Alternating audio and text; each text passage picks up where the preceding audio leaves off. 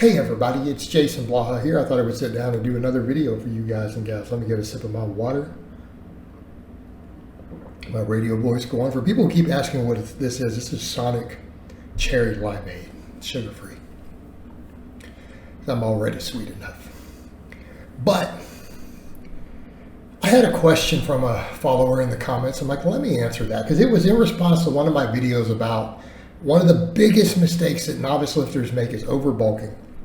Right? Why do novices spin their wheels? One of the reasons, they're either afraid to eat, they don't gain any weight, or they lose weight, because then they're training and trying to eat the same calories, and they're eating more protein on top of that, higher thermic effect, or they overbulk and they have to cut. They get upset, they overbulk, they have to cut. And I tell people, quit doing that. Lean bulk. There's nothing wrong with gaining 1 pound a month. In fact, if you're a novice and you're eating a high protein diet and you gain 1 pound a month on really good training, you will probably lose body fat. You will probably recomposition a little bit, meaning if you bulk that way, your body fat percentage in a few months might be down 1%, right? You might go from 17% to 16% body fat while gaining weight. That's not a bad thing, guys. All right, I tell them this. And, kids don't listen. They're impatient. Novice lifters are notoriously impatient. And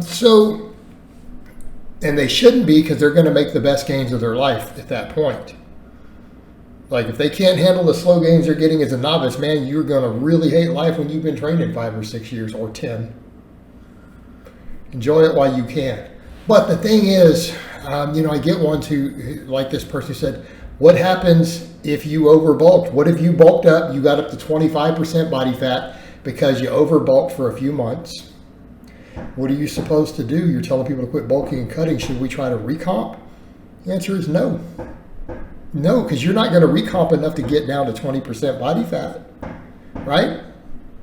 If you try to recomp from there, you're going to still be 22, 23% body fat in 6 or 9 months. It's not going to work. You're going to have to cut. But the thing is, my answer to that person was, yes, you're going to have to cut. Okay, because you're not going to be happy at that body fat. You're not going to be healthy at that body fat. But you have to own it. Ownership is everything here, because what happens, I see the guys who do this, they bulk, and then they cut down way too light, and then they cry. Why did I not make any gains? Motherfucker, you know why you didn't make any gains. Okay? You intentionally didn't make any gains. You know this already. Step back and say, hey, I really messed up. It is entirely my own fault. It's not my genetics.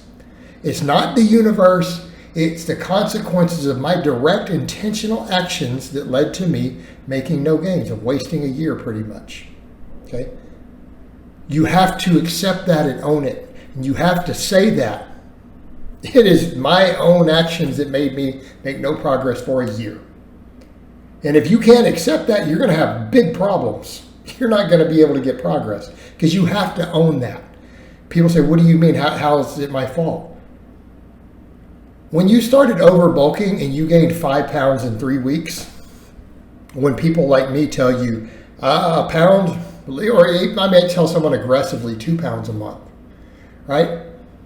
It is very, very, very, very rare why I will ever recommend someone gain more than 2 pounds per month. Not saying I haven't, it's just that it's extremely rare. My client Robbie was an example. However, you saw how he looked in the starting pictures in that whole set of vlogs. He looked emaciated. And he knew that he was. Like, it's not an insult. He looked borderline anorexic. But it turned out we were dealing with an undiagnosed GI tract issue. So we had to gain weight at a faster rate than that.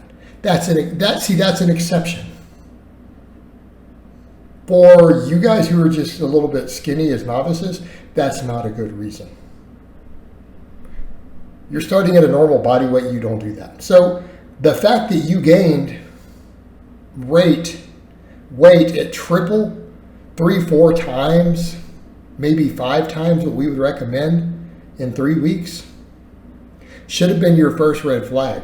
Because when you stepped on the scale and went, man, I went from 165 to 170 in 3 weeks.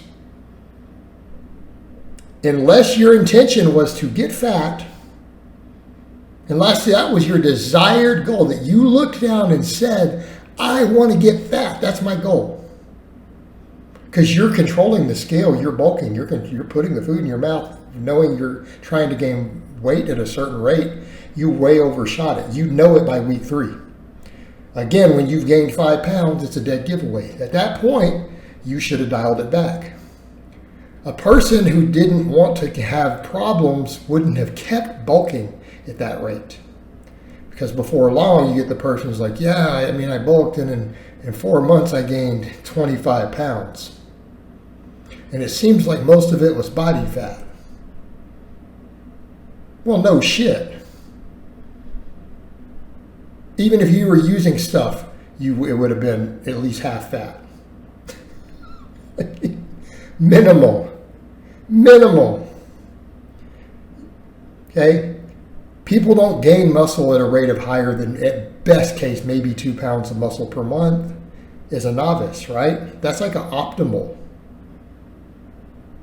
So yeah, if you're gaining 5+ pounds a month, you know for a fact the majority of it's body fat. That shouldn't even be in question. So when they do this, and I've seen them do it even longer, and they're like, yeah, man, I put on 40 pounds in 6 months, and then I had to cut. Yeah, because you gained 30 pounds of body fat or more. Well, when you cut 30 pounds of body fat, you're probably going to lose quite a bit of muscle. You're going to lose at least half the muscle you gained on the bulk. So here's the thing.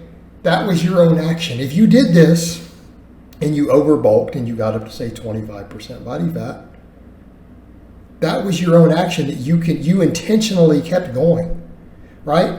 You knew you were gaining weight way faster than you can gain muscle, and you just kept doing it. Okay? That's why you're now making no progress. You have to accept it and own it. You don't get to cry about it after the fact. You say, okay, this is my mistake that I decided to just keep doing for months, even though I know it was a bad idea. I just kept doing it for months. Now I have to correct it. So now I've got to cut back down, leaner and healthier, and lose most of my progress. So not only did I waste a bunch of the time bulking, because I'm only going to keep maybe a month's worth of the gains, then I got to spend the time cutting it down. Okay, so I own that. I accept it. A consequence of my action, a learning behavior, and then you say, okay, now I'm going to gain just 1 pound a month for the next year. Right? That's how you do it. That is your solution. But the problem I see guys do this. I have seen it. I've had consultations with people who do this. Right? They come to me and they're like, I don't see why I haven't made progress. And they show me how they've done this. And I'm like, what are you crying about? You know why. You overbulked. It gained 90% of your weight was fat gain, because you can't gain muscle that fast. You did it intentionally, and then you had to cut. That's why. Just accept it. You have to own these things, because if you don't have ownership of it, you're not going to be able to make the progress that you want. Okay, you have to decide that you are in control of these things.